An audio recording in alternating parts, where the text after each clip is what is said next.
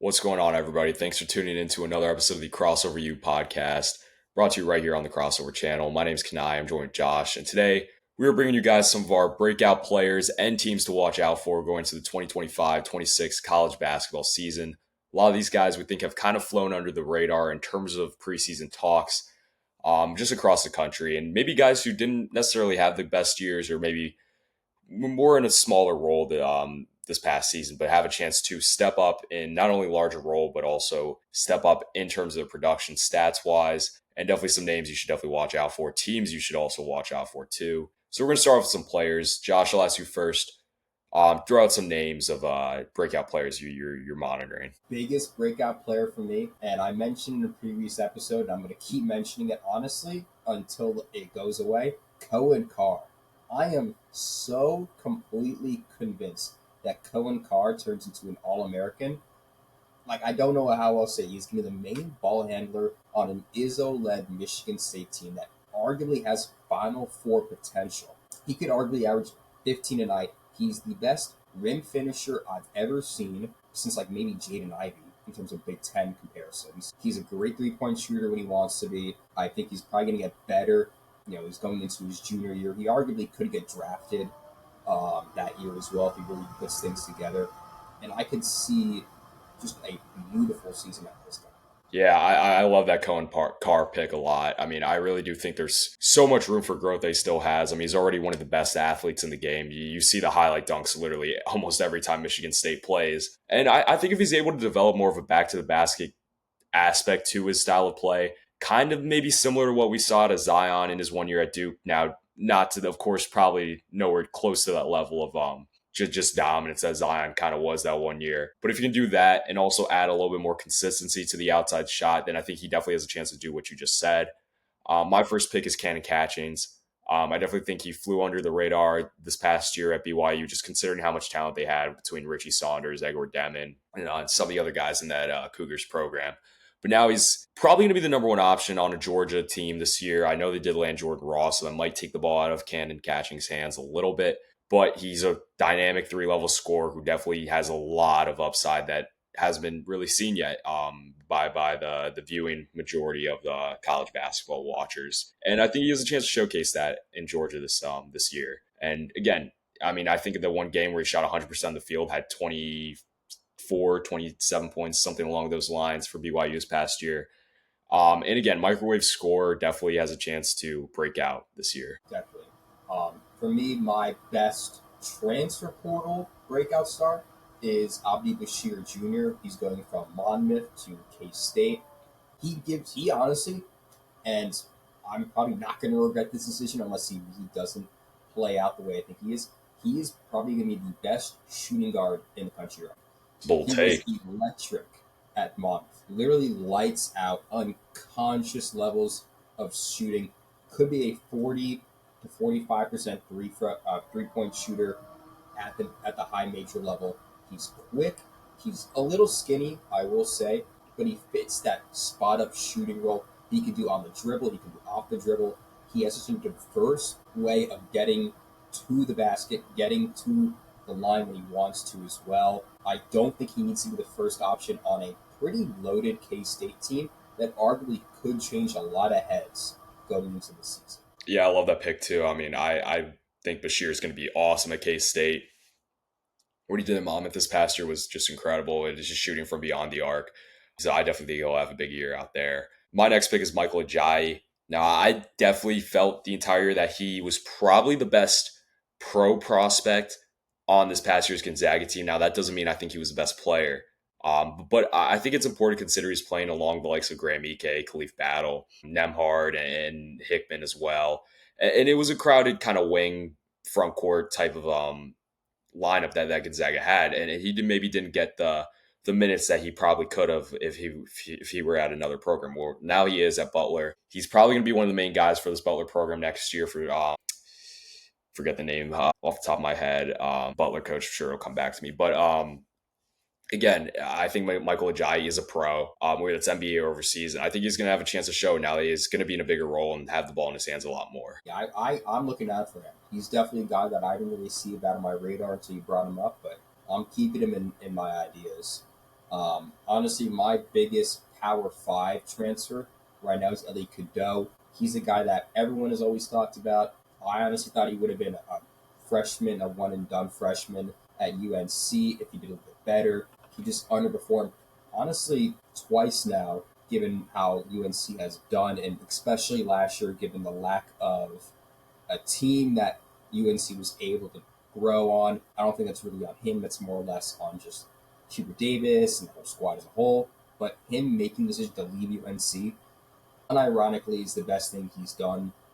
Going to Michigan, getting a very likely starting role, and regardless of the Axel Lindenberg decision, he's going to be probably close to doubling his points per game, doubling his minutes if even. He really plays the type of point guard role that they're going to need.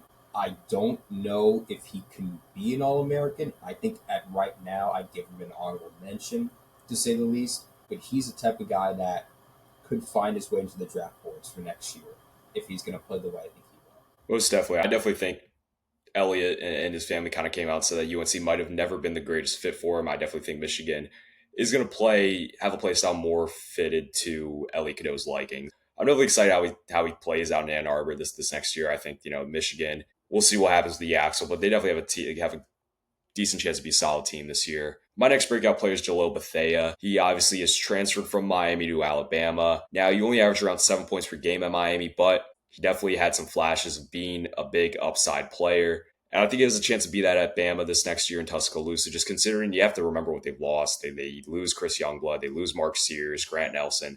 They're going to need to replace those guys with a lot more scoring.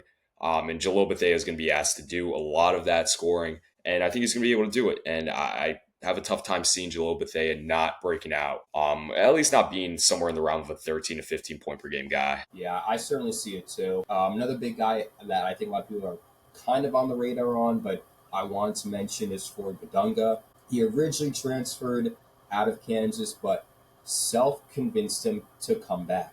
And I think that's a big, big underlying tone of how self expects Floyd to play next year.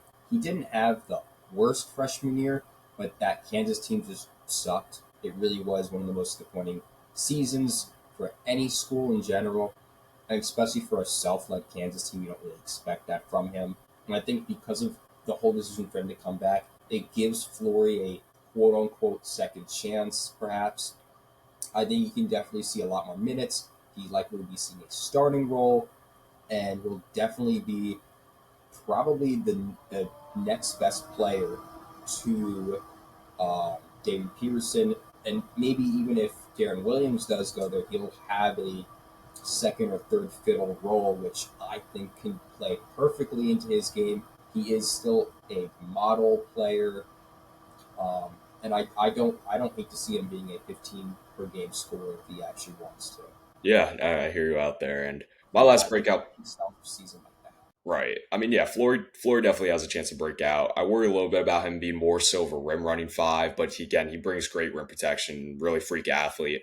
Can play the four or the five. So I'm excited to see Floyd in year two in Lawrence. But my last breakout player is Seth Trimble. Now, this is a guy who I think a lot of people, including myself, expected to break out this past season. Didn't necessarily do that stats wise, but I think he averaged around 11 points per game on the year. But you have to remember RJ Davis did finally graduate from North Carolina, and they're going to need him to do a lot of scoring this year out on the wing.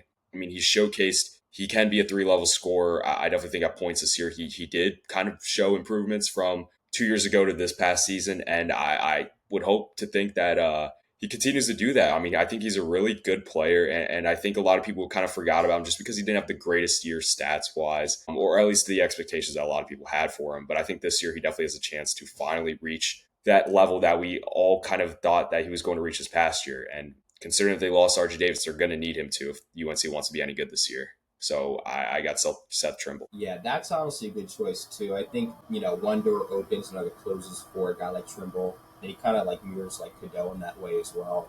But my fifth guy is Dylan Swain, transferred from Xavier to Texas. He's joining his coach at their new program, and he's a super under the weather guy. Honestly, got to thank Kanaye for bringing him up. Otherwise, I would have forgotten about him entirely.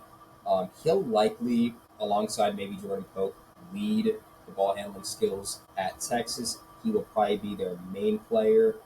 And I don't think Texas is going to really be shying away from the tournament. They're likely will be a bubble team or somewhere where they were last year, if anything much.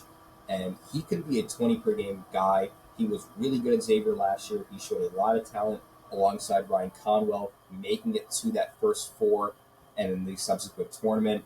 I think he can be a really, really big influence, both in the SEC, but also for Texas as a whole. And definitely don't forget his name. I'll tell you that as much. Yeah, I love the Dalen Swain pick. I'm really high on Dalen Swain. I think he's gonna be awesome at Texas this year. And I actually did forget to mention one guy. My mistake. I don't know how I forgot to mention him, but Jalen Stewart at UConn this upcoming season. He's a guy who I project will be in a starting role after kind of playing off the bench the last 2 years. Didn't play all too much his freshman year. Was definitely in a little bit of a larger role this year. Definitely felt he should have got more minutes than what he got this past season at UConn. But I definitely think he's a guy who can develop and become a double digit per game scorer this year for this UConn program. And I think they're really going to need him to be, just considering he will probably be in a starting role, I would think, at that three wing spot. And he's had big moments throughout his career so far at UConn. I think immediately back to the Big East tournament 2 years ago in the championship game against Marquette, where he comes off the bench when it was a tight game and he bangs 3 threes in a row and kind of gets UConn the separation they need to go on a run and win that game. And then this past year, think back to first half against Memphis when him and Terrace Reed really kept UConn in the game in Maui in that first half. Villanova was another great example where I think he finished with 16 points and defended Eric Dixon really well. And then he's had moments where he's had really hot starts to games, like at Marquette this past year on Marquette Day, where he made 3 straight threes, or against St. John's at Gamble before they, of course, eventually lost that game. But again, I really like Stewie a lot. I think he needs to improve as a defender, but he's already showcased that he has a lot of offensive upside, 3 level scorer type guy. And when he's hot, I think he could be a really good player. And he's an athlete too. So I'm really excited to see Stewie in year 3 in stores. Definitely for it on that. Yeah, but yeah, you mentioned Dalen Swain in Texas. I think this is a good segue into our next thing we're going to talk about regarding breakout teams. Texas is a team that I have as a potential breakout squad this upcoming season. I have a lot of faith in Sean Miller. I think he's a really good coach. And I definitely think Texas has a chance to be a lot better than what people might be giving them credit for going into the season. You mentioned Dalen Swain. I think he's going to break out, have a big year. But they're also retaining some guys like Jordan Pope and Chenna Weaver. I think those guys both have chances to be better than what they were this past year, maybe break out a little bit. You also got Tremont Mark and Matis. I forget how to say his name fully, but I know you're from FAU. Yeah, he'll I think be pretty solid for Texas this upcoming year in the SEC. Now, by no means do I think Texas will be competing for SEC tournament title nor regular season title, but they definitely can make the tournament when a lot of people I think right now might have them on the bubble. I think they do have a chance to be in without the bubble. And yeah, no first four this year. I really do think Sean Miller is going to bring a new energy to Texas this year, and I definitely think they could be one of the teams that we see break out. Good point. I think my almost surprise tournament team is Notre Dame. This is mostly because of Marcus Burden. He's a 20-point per game guy who was completely off the radar. It's just because Notre Dame hasn't been doing well, but Mika Shrewsbury has been up to something again. I gotta hope that something works for him. I think he is still a very good coach, and Shrewsbury kind of is starting to get into his groove. I thought last year was a little bit of an improvement from the year before, and I think this is the season that they will have that will launch them into, at a minimum, a bubble team. I really do think that we could be seeing particularly for Marcus Burden, a All-American year, or at least an all-first ACC year for him. And Notre Dame should be on, I think, a couple people's radars right now with a great potential, especially in a soon-to-be loaded ACC, I feel. Yeah, I like that pick a lot. I definitely think Marcus Burton has a chance to be potentially an All-American this year. We'll see what ends up happening with that. But my next breakout team is Iowa. I know it's a very popular pick among people who cover college basketball. But I mean, I just have a lot of faith in what Iowa has a chance to do next year with both Bennett Sturts and the likes of all the Drake transfers which are coming over. On top of that, you have Brendan Housen, who's also going to fill a spot in the backcourt. And between both Sturts and Housen, I mean, that's just incredible shooting you're getting out of your 1 and your 2 there. Bennett Sturtz's shot making is really video game like. I mean, from what we saw in the tournament this past year and what he did at Drake the entire season. And I really do think that these Drake guys do have a chance to be really good at the high major level. Of course, you got to wait and see till we actually see them play. But, I have a lot of faith in what Iowa's going to be able to do this year. Yeah, Sturts, I will say, could be a top 5 player in college basketball. Yeah, I mean, there's definitely the chance for that. So many comps. Like, I'm very happy to see him play, not just in the Big Ten, but in main Power 5 ball. Another big team that I think could really leap up in the standings is Georgia. We covered Kenny Catchings, obviously, Kanaye's point, but I think that even with the loss of Salas Damari and Asa Newell, Georgia does manage to get back into a very similar, if not even better place in a way. The team really does seem to be a little bit more structured than originally thought, and I would highly recommend going on to the ESPN like college basketball section, checking out the transfer portal rosters or just overall rosters, because we were just looking at them as well, and they were surprising. I'm going to be honest with you, I didn't really know Georgia was going to be a team that would have made the tournament, but the Kenny Catchings talk is definitely getting my eye, and I'm living off of what Kanaye is saying, and I'm putting Georgia in as not a bubble team, but more or less what are you thinking with Texas as a team that can probably be like that 8-9 seed and likely a 5th or 6th best team in the SEC next year. Yeah, I most definitely think Georgia's going to be a tournament team between Catchings and Jordan Ross. I think both those guys are going to have big years for them. Jordan Ross is the big one. Yeah. Definitely a guy who could have been on both of our breakout players lists, and I actually did have him on my underrated transfers list video, which we put out a while back. But my next breakout team is Providence. I know not a great year they had this past season. Granted, they did not have Bryce Hopkins; only had him for 3 games actually. And of course, they are losing. They are losing Jaden Pierre, which obviously hurts him being their leading scorer and kind of program guy last few years. But I gotta say, they have one of the most under talked about successful portal cycles in the country. I mean, just it really is kind of strange to see how little that their transfer acquisitions have been talked about. I mean, they got some really good guys between Jason Edwards, who was the leading scorer on the Vanderbilt team that was really good this past year. Jalen Sellers coming over from UCF, who definitely has a chance to take a leap, as well as along with Daquan Davis, who's coming over from FSU. Duncan Powell, I think, is going to bring a really cool dimension to this Friars roster. I think you also got to consider that they're bringing in their first 5-star since Chris Dunn and Jameer Jones, who I think has a really big chance to potentially be the Big East Freshman of the Year. I'm really, really high on Jameer Jones. I think he's going to be a really good player out in Friartown for Kim English this year. And let's be honest here, Kim English needs a good season with the Friars this year. Just considering, I think he had a really solid first year. Of course, injuries have kind of killed Kim English's teams in his first 2 seasons out in Friartown, but I really do like what the Friars have done in this offseason between the portal and what they're bringing in freshman-wise. And they also got guys like Ryan Milo who have a chance to also break out too. So I'm excited to see how they play this year. Yeah, Providence is a good one. I'm honestly going to introduce to the other Big East team that we were both talking about, and that is Georgetown. I think they're in a very, very similar boat. I get it, losing Thomas Sorber to the draft is a big loss, but the pickups they've gotten and keeping guys like Peavy has been huge. I think Ed Cooley is ready to make that leap that he needs to make. Like the ACC, the Big East is going to be a little bit more loaded than they were last year. Probably a lot more loaded, I feel. And there's really no third spot that's been taken right now in the Big East. I've mentioned before how St. John's and UConn are probably 1 and 2 apiece. But that 3 spot, that's where Providence could be. That's where I guess Georgetown can be as well. And I feel like something has to happen for Cooley. And I think that this is likely going to be that year that things start to get going out in DC. Yeah, I love that Georgetown pick a lot. I definitely think Ed Cooley's too good of a coach for Georgetown to not kind of be on the rise back to being one of the better programs across the country. They should be there as Georgetown. It's in due time that they will get there.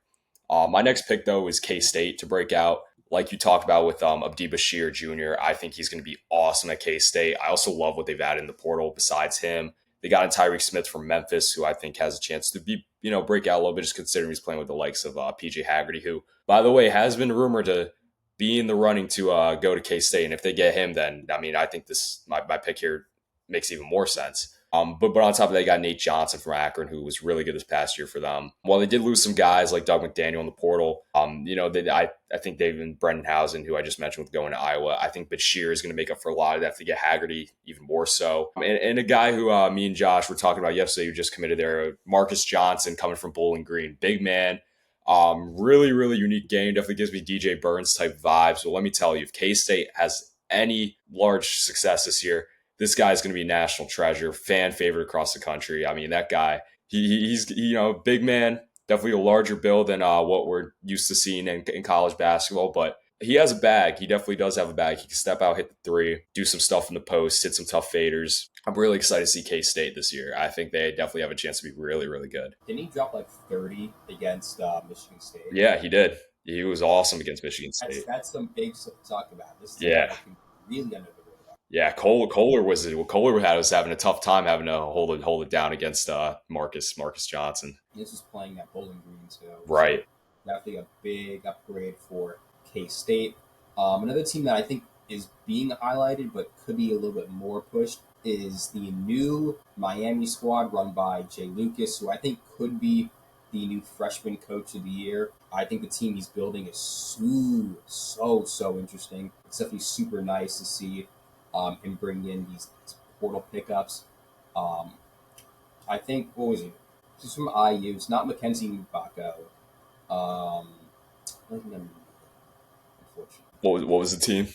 The He transferred from IU. oh I'm forgetting him, but he's gonna be I think could have a really big role. He actually lives in Miami too. This is his hometown, so there's a great spot for him to play. oh In and some it of was that it type of role. was it Mbako? No, Mbako's going to Texas A&M. Oh right, yeah. Yeah, but I think Lucas is really growing a surprisingly good squad considering how horrible Miami was last year. I do think that they can and probably will make the tournament this year, so keep them in mind. And I think they might be a little bit better than people think they're going to be. Maybe not, super good, but a 7 or 8 seed is pretty much Malik Renew. Hmm? Malik Renew. Oh yes, Malik Renew. I think Malik Renew can be a pretty like 20 point per game type of guy if things really turn out in this Trey fashion. Donaldson, I think, could light it up too. Donaldson's a good one as well. I think, like I said before, Lucas is surprisingly good at finding good transfer portal pieces. I don't know if it's going to work out exactly, but they've already convinced me, and they're turning heads. So I'd like to see Miami back in the tournament, which would be really nice considering the retirement of the previous coach, who's been pretty much everything Miami's known about college basketball. Right. Yeah, I mean, I love the way that Hurricanes roster is shaping out going to next year. Great job that they've done in the portal. Another team that I think honestly has done a really solid job in the portal, maybe isn't talked about enough, is Oklahoma, who I have as my last breakout team. They've quietly added four-star transfers. Those guys being Xavier Brown coming from St. Joe's, Darren Reed come from Alabama, who I think has a really, really big chance to break out this year. Nigel Pack coming over from Miami, who we just talked about, and Tay Davis coming over from Notre Dame. So those guys all have chances to step into larger roles and be really important pieces for the Sooners program this year. And hey, they made the tournament this year. They definitely have a lot to replace, just considering they lost Fears to the draft, who was really dynamic, one of the most fun players to watch across the country this year, especially freshman wise. But yeah, I mean, I think they've had solid pieces that they've added in the portal, and I definitely think they have a chance to run it back and maybe make the tournament again. I think they should, if you're going to ask me. Yeah, I also am in the boat. I definitely think Oklahoma should be a tournament team this year in the SEC. And my last one is a little bit of an outside place, and that's UNLV. And I'm elevating this non-Power 5 team because I honestly think that the way the roster has been shaped in the wake of guys like D-Dan Thomas leaving has made them a front runner in the Mountain West, which is still a very good conference and arguably a place for them to be ranked later on in the season. And this is mostly due to my viewpoint on Miles Che. He was one of the leading scorers at UC Irvine, a team that I thought could have and probably should have been chosen for that first 4 last year. He arguably looked like a Power 5 transfer. I honestly thought he would have been great at a Big 12 or Big 10 school, but him going and making himself probably the head honcho at UNLV makes him an insanely good pickup piece for a school like him. And I think that whatever's going on in the desert in Nevada is looking really, really good. Yeah, most definitely. I like that pick a lot for sure. I really like all our breakout team picks. I definitely think all these teams have a really good chance to be better than what they were that last year. And yeah, definitely teams you need to be on the watch out for. Players alike too, the ones we named in this video. There's also some others that we didn't mention, but like definitely should be on the watch out for. Jordan Ross, I'm a big believer in. We'll keep on this a ton. This is something that I personally enjoy doing, and I think that a lot of these teams, as Kanaye said, will pop off next year. And before you know it, you're going to turn back to here and say, "We told you so." Right. At least hopefully. Yeah, hopefully can only hope for that. But yeah, I think that's pretty much going to take care of our episode today on some of these breakout players and teams going to next year. Again, as always, if you like our content, please engage with our videos any way you can. Like the video, subscribe to our channel, tell other people about it. It really does help with YouTube's algorithm. And until next episode, we'll see you all next time.